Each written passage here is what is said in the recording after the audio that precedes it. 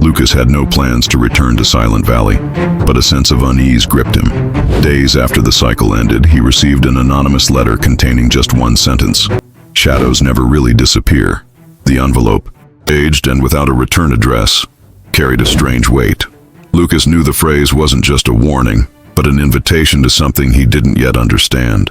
He hesitated, but Antonio's notebook seemed to pulsate on his desk, as if it too was begging for answers. The question wasn't if he would go, but when. Upon arriving in the valley, Lucas realized something had changed. The landscape, previously suffocating and oppressive, seemed more open, but no less unsettling. Silence still pervaded the place, but it wasn't the same silence as before. It was an emptiness that carried the feeling of something lurking, watching. The houses, some still inhabited, seemed more alive, but the faces of the residents Lucas encountered carried the same distrust as ever. The shadow of the council still loomed large, even though Eduardo and Antonio were no longer present. The mansion, once the epicenter of the mystery, seemed abandoned, but Lucas knew it still held answers. As he walked through the rusted gates, a chill ran down his spine. The surroundings were familiar, but at the same time, something felt off. What remains to be revealed, he thought, sensing that his presence there wasn't just a result of personal curiosity. He was being called, somehow, and he knew the next step would be crucial to unraveling what was truly happening there. Valley of Silence. The mansion seemed even more imposing than Lucas remembered. The broken windows were now boarded up, and the front door stood ajar, as if inviting him in. He hesitated for a moment, but the weight of the anonymous letter in his pocket pushed him forward. Each step he took inside made the floor creak, and the echo seemed to respond to him. In the great hall, the furniture remained covered in aged sheets, but the feeling of abandonment didn't mask what was to come. Lucas knew that inside this house, answers awaited, and perhaps something more. As he walked through the halls, something caught his eye. At the end of a long corridor, a previously locked door was now wide open. The room beyond was small and nearly empty except for a single object, a table with a dusty mirror. Lucas approached, feeling a growing unease. When he wiped the mirror with his hand, an image appeared, but it wasn't his reflection. Instead, he saw flashes of an unfamiliar place, a dark forest, a ruined tower, and a figure he didn't recognize, but who seemed to be waiting for him. The mirror was more than an object. It was a portal to something beyond his comprehension. Suddenly, the ground beneath his feet shook slightly, and Lucas heard a sound that sounded like a whisper coming from the walls. He couldn't make out the words, but the tone was unmistakable. A call, perhaps a warning. The mirror reflected one last vision, the entrance to a place marked by the same shadow symbol he'd encountered before. Lucas knew this was the next step. He took a deep breath, adjusted the notebook under his arm, and returned to the main hall. If the shadows haven't disappeared, then what has really changed, he thought, sensing that the mystery was beginning to unfold. Even after leaving the room with the mirror, Lucas felt his mind trapped in the images he'd seen. The ruined tower, the dark woods, and the mysterious figure seemed more than visions. They were messages, clues he needed to decipher. He returned to the mirror, this time trying to see beyond what he'd seen before. When he ran his hand over the dusty surface again, the images reappeared, but now accompanied by words that appeared and disappeared rapidly. Not everything is what it seems. Lucas knew those words were no mere warning. They were guidance for what was to come. Suddenly, he noticed something in the reflection that wasn't in the real room. A hooded figure standing in the corner, motionless.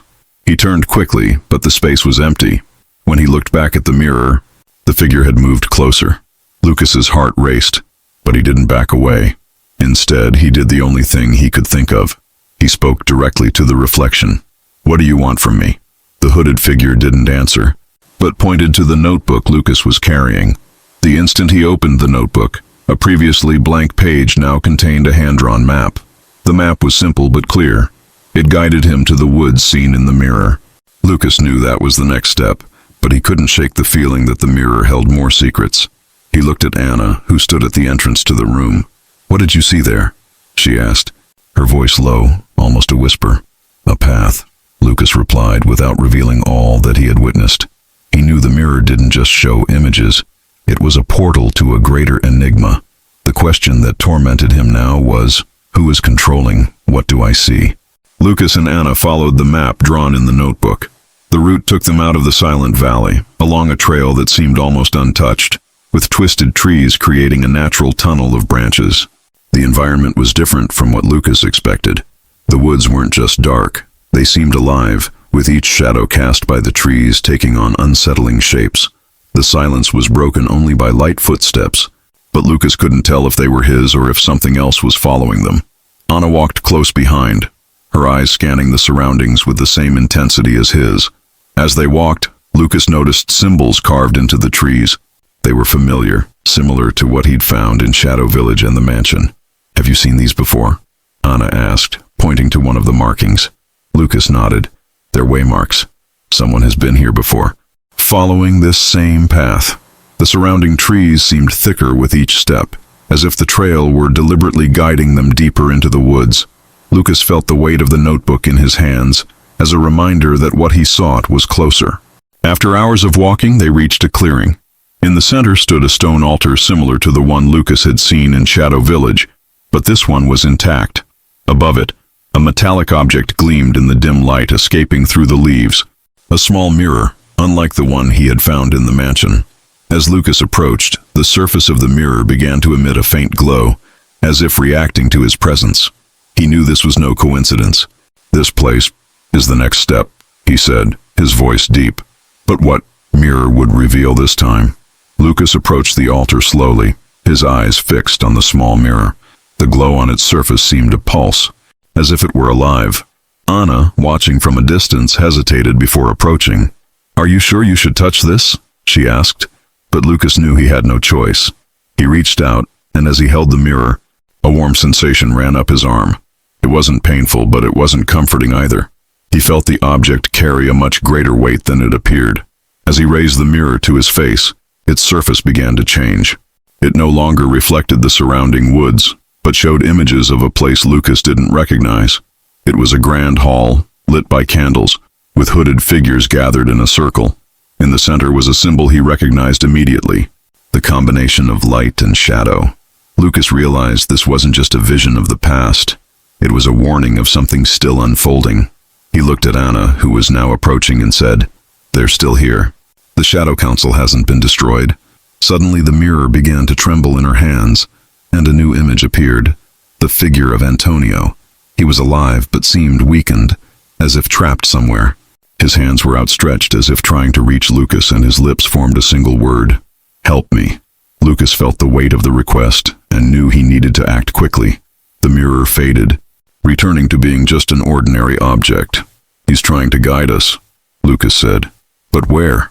The question hung in the air as they both looked around, waiting for the next signal. After seeing the mirror, Lucas and Anna noticed a change in the woods. The oppressive silence was broken by a distant sound, like the clink of chains dragging over stones.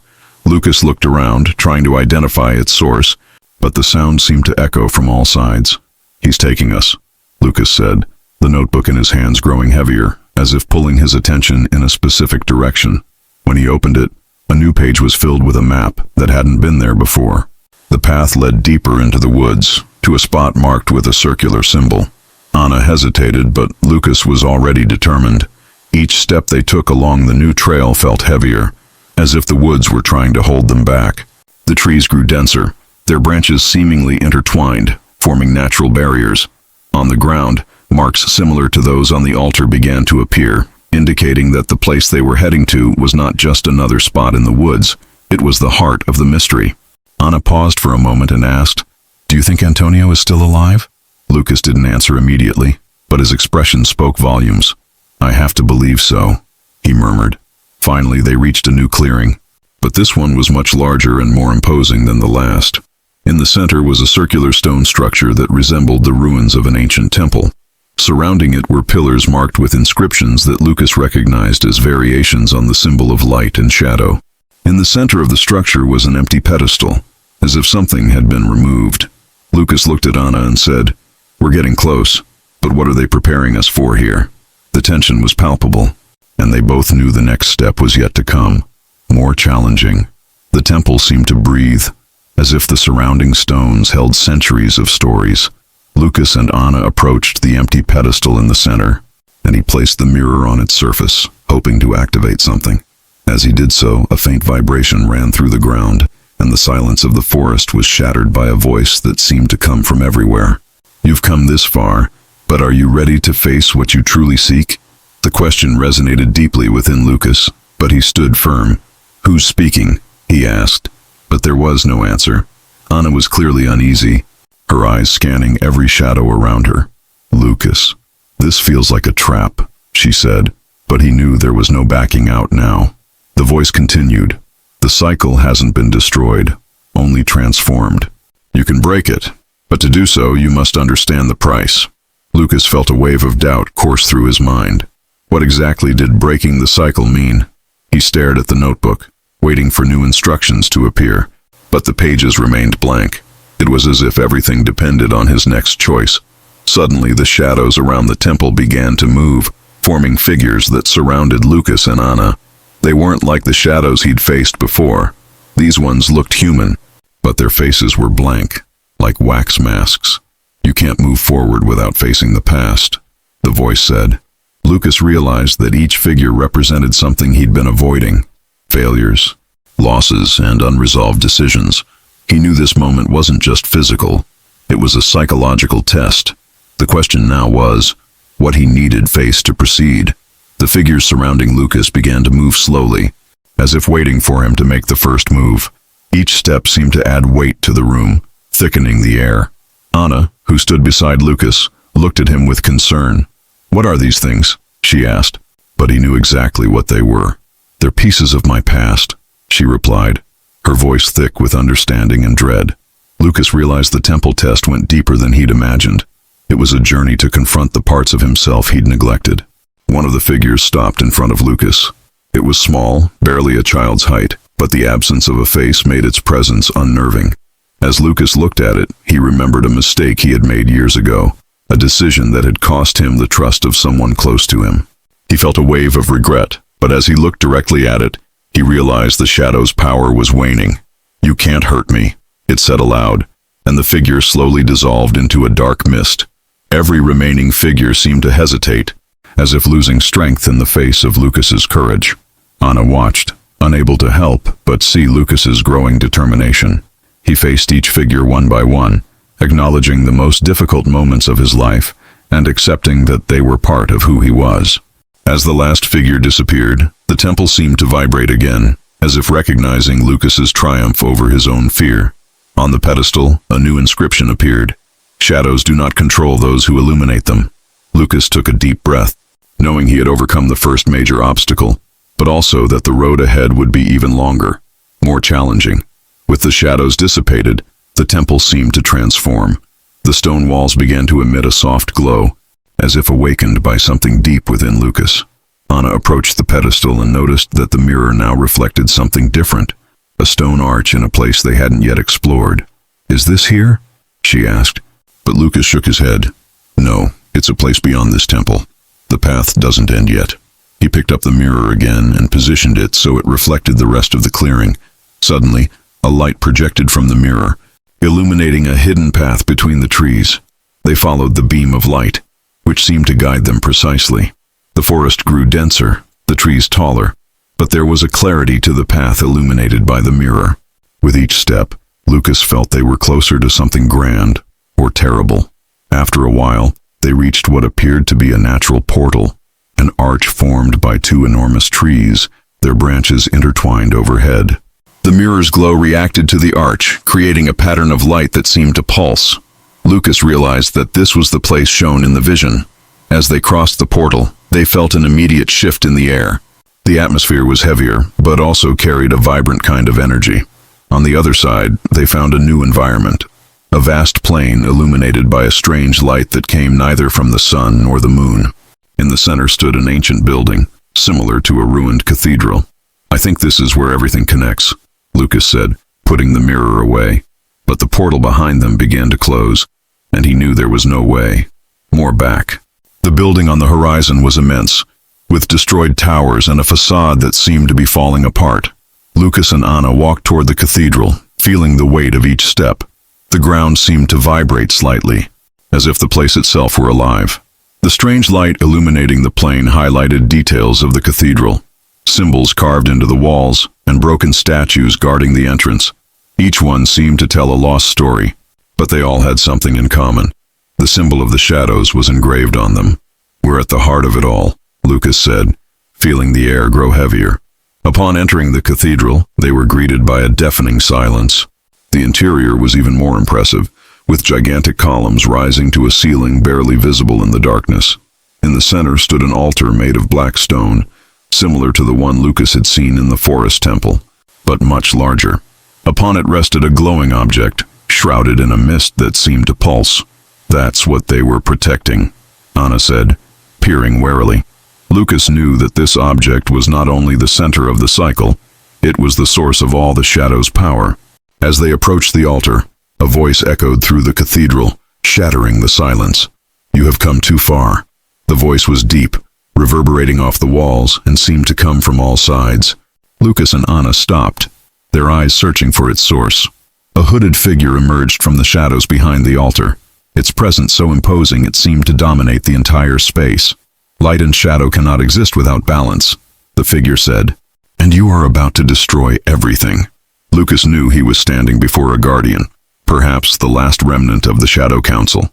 The hooded figure advanced slowly, each step echoing across the cathedral floor. Lucas felt its presence like a crushing force, something that seemed to infiltrate his mind, probing his thoughts. "Do you truly believe you can break the cycle?" the guardian asked, his voice deep and full of conviction. "All that exists depends on the balance between light and shadow. Take that away, and the world crumbles." Lucas realized this figure was not like Edward or Antonio. He was older, perhaps the true architect of the cycle. Anna, nervous, tugged at Lucas's arm. "We can't face him. We need to get out of here," she whispered. But Lucas shook his head. "There's no way out now," he replied. He approached the guardian, trying to appear firm. "If this cycle is so important, why do you hide the truth? Why do you sacrifice lives for the sake of this balance?" The guardian laughed, a laugh that sounded like thunder. "The truth is a burden few can bear. The shadows exist to protect the secrets that the light exposes. Without them, humanity destroys itself." Lucas felt the intensity of the guardian's words, but knew there was more behind them. If everything depends on balance, why did Antonio try to break it? Why did he hand the mirror to me? The guardian was silent for a moment, as if Lucas's words had pierced his armor of certainty. Antonio was weak, he finally replied. He believed he could create a new cycle, but he didn't understand the cost. And now, you're about to make the same mistake. Lucas realized the guardian wasn't just defending the cycle, he was protecting something greater, something that still remained hidden. The guardian stood beside the altar, his hooded figure emanating an almost palpable energy. "Do you think the cycle is just a power play? It's the only thing preventing complete destruction," he said, pointing to the glowing object on the altar. "This core, this source, is the balance that sustains light and shadow. Remove it, and the scales will be broken forever." Lucas, notebook in hand, tried to connect the pieces. "And who decided what sacrifices were the price of this balance?" he asked, with a firmness that surprised even himself. The guardian laughed again, but this time there was something dark in his voice. "The cycle is ancient. We didn't create it, but discovered it. The council merely assumed the role of maintaining it. Without it, the shadows will devour everything, and the light will be extinguished." Anna looked at Lucas, fear evident on her face. What if he's telling the truth? What if we remove this and cause something even worse? Lucas, however, sensed there was something deeper behind the guardian's words. He wasn't just defending the cycle, he was hiding something. If balance depends on light and shadow, why hide it from everyone? Why manipulate generations to protect something you say is essential? Lucas asked, his voice echoing through the cathedral. The guardian hesitated, his figure rigid as if struck by a blow. "Because humanity never accepts what it doesn't understand," he finally replied. "You destroy what you can't control." Lucas realized the guardian was fighting not only to protect the cycle, but to prevent the secret behind it from being revealed, which could be so devastating that even the shadows feared. Lucas stepped forward, ignoring the weight of the guardian's words. His eyes were fixed on the object on the altar, which now seemed to pulse with a light that wavered between hot and cold. "If this is what sustains the cycle, then it is also what keeps the shadows alive," he said, his voice thick with determination. The Guardian held up a hand, as if to stop Lucas from approaching. "If you touch this without understanding what is at stake, there will be no turning back," he warned. But Lucas already knew he could not back down. Anna watched him with growing anxiety. "Lucas, think about it. What if he's right? What if this destroys more than just the shadows?" But Lucas knew his quest was never about maintaining the balance imposed by the council. "What if what they call balance is actually a prison?" he asked, as much to Anna as to himself. As he approached the altar, he felt the object react to his presence, as if recognizing something in it. He hesitated for a moment, but finally extended his hand. As his fingers touched the surface of the object, a wave of energy rippled through the room. The cathedral's columns trembled, and the Guardian recoiled, his figure momentarily losing solidity. Lucas felt an immediate connection with the object. It was not just a source of energy, but a vessel for the memories, choices, and sacrifices of everyone involved in the cycle. He saw flashes of the past, Edward creating the council, Antonio trying to break the cycle, and unknown figures fighting to protect or destroy the core. He realized that the object not only sustained the cycle, he was the cycle. When Lucas touched the core, the connection deepened. He didn't just see fragments of the past. He felt every choice, every sacrifice that had fueled the cycle over the centuries. Eduardo, Antonio, and other council members were merely cogs in something larger, a machine that revolved around a single truth.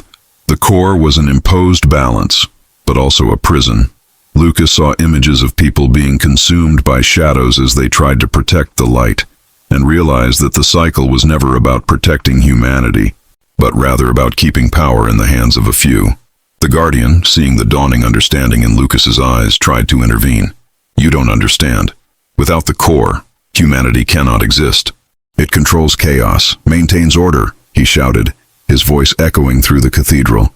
But Lucas knew this was only half true. "And who decides what is chaos and what is order?" "You," he replied, his voice cutting through the silence. He looked at Anna, who looked as confused as she was determined. "The core is not a natural balance. It is an artificial control, and we are the pawns in this game."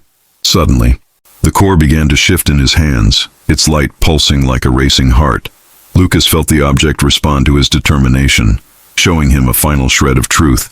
The cycle could be broken, but it would require a greater sacrifice than he imagined.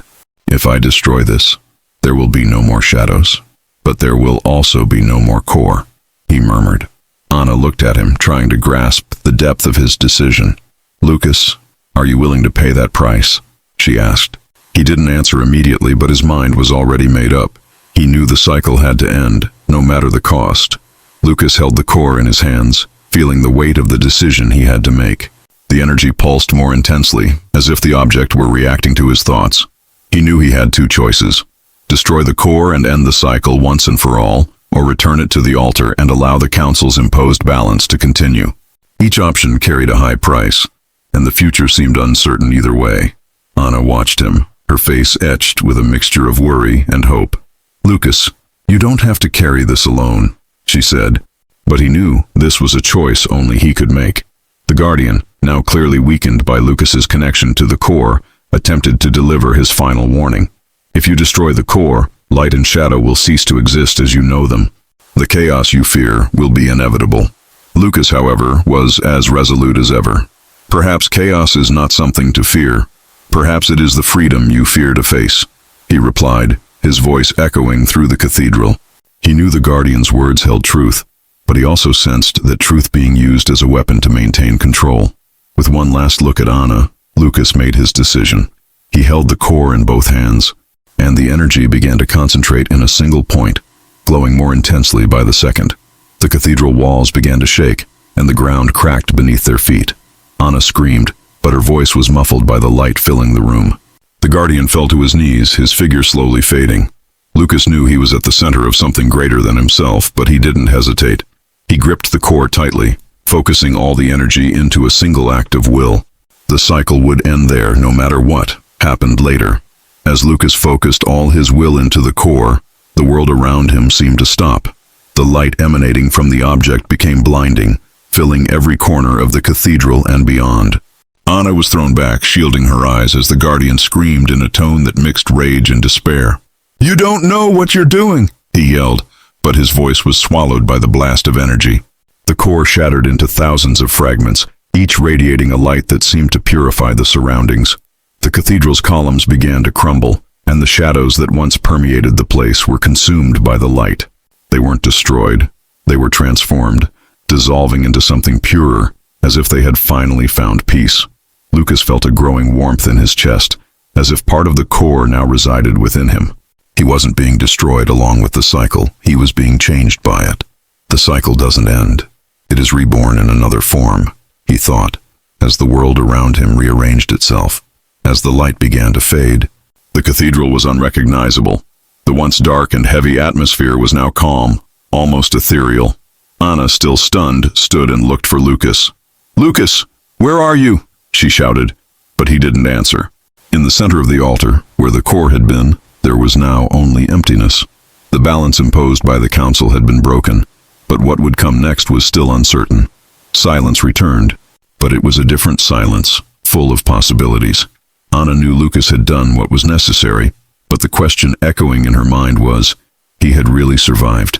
Anna remained standing in what remained of the cathedral, feeling the weight of Lucas's absence. The core was gone, but something about it seemed to have left a mark. Lucas's notebook, which he had carried with him until the last moment, now lay untouched on the empty altar. Anna hesitantly approached and opened the notebook. The pages, once filled with maps, visions, and clues, now contained something new. Notes written by Lucas. Each word seemed to be a reflection of his journey, but also a guide for those who would come after. It wasn't just the cycle that ended, Anna read on one of the pages. It was the idea that we must choose between light and shadow. True freedom lies in accepting both and using them to build something greater. Lucas's words echoed like a lesson, something he had learned the moment he destroyed the core. Anna felt those pages were more than a record. They were a call for others to understand balance in a new way. He knew what he was doing until the very last moment, she thought, with a mixture of sadness and admiration. Residents of the Silent Valley began to appear, drawn by the transformation of the environment. The heavy energy that had once dominated the place had vanished, replaced by an unusual serenity. Anna clutched the notebook, feeling a new responsibility. Lucas might be gone, but his legacy was there, alive in his words and in the change he had initiated.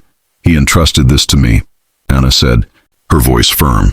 And as she watched the sky lighten above the ruined cathedral, she knew her mission now was to honor Lucas's sacrifice and ensure that the freedom he had won would never be lost, was forgotten. With its shadows gone and its core destroyed, the Valley of Silence began to transform. The air seemed lighter, the surrounding trees took on a vibrant hue, and the oppressive silence gave way to natural sounds, birdsong, the rustling of leaves. Anna, now carrying Lucas's notebook as a symbol of what had been achieved, led the residents in rebuilding the place. What had once been a scene of fear and submission now became an opportunity for new beginnings. The ruined cathedral, once the heart of the cycle, became a point of reflection. Anna decided to leave it intact, but invited residents to transform it into a space of learning. "Here, we will not celebrate light or shadow. We will celebrate the courage to face them and choose something new," she said at a community meeting. Lucas's words in the notebook inspired many, especially those who had lost relatives to the cycle. The valley, once isolated and feared, began to attract new people, curious about the mystery and the story of transformation. Though the future was uncertain, the Silent Valley was now a place of possibility. Anna walked the trails once marked by symbols of control, now faded, and felt a deep connection to what Lucas had left behind. He didn't just break the cycle, she thought. He gave us the power to choose. As the sun illuminated the place like never before, Anna knew the valley was being reborn, but also that this was only the first step in a long process. The question that remained was, what would we do with the newly won freedom? Even with the core destroyed and the cycle ended, Anna felt something still lingering in the air. The Valley of Silence had changed, but the silence wasn't just peaceful. There was a strange absence, as if something was still hidden. While organizing Lucas's notebook, she noticed something she'd missed before. A message written in small letters on the back cover. "Not everything has been said. The truth always lies deeper." The words intrigued her, but also frightened her. Lucas knew the end of the cycle didn't mean the end of everything. Anna began investigating the remains of the cathedral, searching for clues that might explain the meaning of the message. In a forgotten corner, she found a hidden space beneath the rubble of one of the columns. There, a small box lay buried. Inside lay a fragment of the core Lucas had destroyed. It still glowed faintly, emitting an energy that seemed alive. He knew something would remain, Anna thought, feeling the weight of her discovery. But what did that fragment mean? Was it a remnant of the cycle, or the beginning of something completely new? The box also contained a scroll, with words that seemed to date back to a time long before the Shadow Council. The message was cryptic. The real choice is never between light and shadow, but between freedom and power. Anna sensed those words carried a warning, and perhaps a new beginning. Was the fragment a relic or a risk? As she held the box, she felt the same uneasiness Lucas must have felt on his journey. The mystery, she realized, would never be completely over. The question now was, what to do with what was left? Anna held the glowing fragment carefully, as if it might crumble in her hands. The energy it emanated was subtle but constant, like a flame that refused to go out. She knew this piece wasn't just a vestige of the core, it was a choice Lucas had left her. "He knew I would find this," she murmured, examining the parchment once more. The words echoed in her mind. The real choice is never between light and shadow, but between freedom and power. Anna realized that the cycle might have ended, but its implications continued. The residents of the valley, who now saw her as a leader, began to notice her unease. Many came to her, asking what would be done with the box and the fragment. Some suggested destroying it completely, while others feared that doing so could have unpredictable consequences. Anna, however, knew the decision could not be rushed. This fragment represents what remains of the cycle, but it is also a symbol of what we can build from it, she said at a meeting, trying to calm the mood. Deep down, she knew her choice would shape the future of the valley and possibly beyond. Alone in the cathedral that night, Anna placed the fragment back in its box and gazed up at the starry sky. Lucas trusted me to choose, she thought. She knew that freedom brought with it the responsibility to create something new, not simply destroy what had come before. With the fragment in hand, she made a silent decision. Whatever she did from that moment on would be guided by the legacy of courage and truth Lucas had left. And so, with a heavy but determined heart, Anna took the first step toward writing the next chapter of the story, Valley of Silence. With the fragment safely tucked away, Anna decided that the Silent Valley needed a greater purpose. She gathered the residents in the ancient cathedral and shared her reflections. "The cycle has controlled us for generations, but now we are free to decide what comes next," she said, her voice echoing off the renovated walls. "This fragment is a reminder that there will always be a choice, and what we do with that freedom will define who we are." Her words brought calm and inspired a sense of unity among the residents. The residents began working together, transforming the valley into a place of welcome and learning. The cathedral was rebuilt, not as a temple of shadows, but as a space for gathering and sharing. Visitors began arriving, drawn by stories of transformation and courage. Anna realized that the valley was becoming a symbol, not of power, but of rebirth. Lucas believed we could create something better, she thought, as she helped plant a new tree in the main square, a tree that symbolized growth and hope. The fragment, however, continued to emit its silent energy, kept in a special room in the cathedral. Anna knew it still carried symbolic weight, and so she decided to use it as a reminder of the past, but also as a guide for the future. "We need not fear light or shadow," she told a group of visitors. "We must learn to walk between them." And so, the Valley of Silence began to flourish, not as a place of mystery, but as an example that even in the deepest shadows, light can find its way. As the Silent Valley prospered, Anna began noticing small, strange events that seemed connected to the stored fragment. Objects would disappear and reappear in different places, and some nights, a faint light would emanate from the room where the fragment was stored. At first, Anna thought it was just her mind trying to find patterns in chance, but the events became more frequent. "This can't be just a coincidence," she thought, as she inspected the room one night and found the fragment slightly displaced in its box. Determined to understand what was happening, Anna began studying the parchment found with the fragment. After weeks of analysis, she discovered symbols on it that seemed to correspond to ancient maps of the Vale. One, in particular, pointed to a cave in the nearby mountains. "Lucas never mentioned this," Anna murmured, intrigued. Perhaps there was more to the core and the cycle that had yet to be revealed. Despite her progress in the Vale, Anna felt her journey was far from over. Calling together a small group of trusted locals, Anna shared her discovery. "Something in the fragment is still active. I think it might be connected to this cave," she said. Though some were reluctant, others agreed it was best to investigate. The next morning, Anna set off with 2 locals toward the mountains, Lucas's notebook in her backpack and the fragment carefully packed. As they climbed the steep trails, she couldn't help but wonder what else the cycle had hidden, and why. The trail to the cave was long and challenging, but Anna and the group persevered. The air seemed thicker as they approached the location marked on the parchment map. When they finally arrived, a dark, imposing entrance awaited them. The cave walls were covered in ancient inscriptions, similar to those found in the cathedral and the core.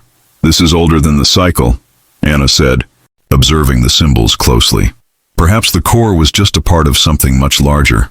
As they entered the cave, the light from the fragment in Anna's backpack began to pulse, as if reacting to the environment. Further on, they found a circular room with a pedestal in the center. Above it sat a mirror similar to the one Lucas had used before, but this one was cracked and covered in dust. Around the room, inscriptions on the walls told a story, the creation of the cycle and its origin, not as a natural balance, but as a desperate attempt to control something more dangerous. Anna realized that the cycle was not the beginning, but a response to a power the shadows had tried to contain. As Anna placed the fragment on the pedestal, the mirror began to glow and a vision appeared. It was Lucas, but he was different, more serene, almost ethereal. "You found what was left," he said, his voice echoing through the cave. "The cycle was not created to protect, but to contain. The true danger lies in directionless freedom." Anna felt a mixture of relief and unease. Lucas seemed to know more than he had ever told her, and his presence there raised more questions than it answered. "What do we need to do now?" Anna asked, but the vision disappeared before he could answer. Lucas's vision left Anna deeply shaken. His presence, however brief, seemed to convey a clear message. The fragment and what it contained were more than a remnant of the cycle. They were a key to something even greater. Anna looked at the cracked mirror and the pedestal where the fragment now rested. The lights in the cave began to change. The symbols on the walls seemed to move, and the room vibrated with a growing energy. "That's what he meant," Anna murmured. "It's not just about breaking the cycle. It's about deciding what comes next." The villagers accompanying her watched everything warily. "Anna, this doesn't seem safe," one said, while the other simply nodded in silent agreement. But Anna knew they had come too far to retreat. The cave seemed to be offering a choice, just as the core had for Lucas. "If this is a key," she thought, "what does it really open?" With steady hands, Anna picked up the shard again, feeling the energy pulse in her fingers. The mirror reacted instantly, showing 2 different visions, one where the shard was destroyed completely, leading to uncertainty, and another where it was used to rebuild something new. Anna knew both choices had unpredictable consequences. Destroying the fragment would mean the definitive end of any influence of the cycle, but it could also unleash the chaos it had contained. Rebuilding something new meant keeping part of the cycle alive, but with a redefined purpose. She took a deep breath, listening to the murmurs of the villagers in the background. "Lucas trusted me to decide," she said, her determination growing. And in that moment, Anna made her choice, knowing the impact would be profound, felt for generations. With the fragment in hand, Anna placed it back on the pedestal, but this time with a new intention. "We will not destroy everything or rebuild something ancient.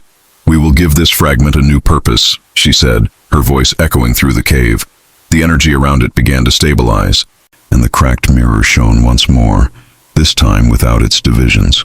The vision that appeared showed the Valley of Silence, not as a place marked by mystery, but as a center of learning, freedom, and balance. The symbols on the walls, once vibrant, began to fade, as if the cave recognized Anna's decision. The fragment's energy was channeled into the mirror, and the glow it emanated became permanent, soft, and comforting. Anna knew she had ended the cycle's influence, but without destroying the fragment or denying its existence. It would now be a reminder that choices don't have to be final. They can evolve alongside those who make them. Lucas was right, she thought. True power lies in choosing to build something greater. Back in the valley, Anna explained her choice to the villagers. "The shard is now a part of us, but no longer a controlling force. It represents what we can do when we come together to create. not just destroy or fear. The cave was sealed, not as a secret, but as a place of remembrance, where future generations could visit and understand what had happened. The Silent Valley prospered as never before, but the story of Lucas, Anna, and the Shard lived on, a story of courage, sacrifice, and above all, freedom. And so the cycle ended, but the legacy had only just begun.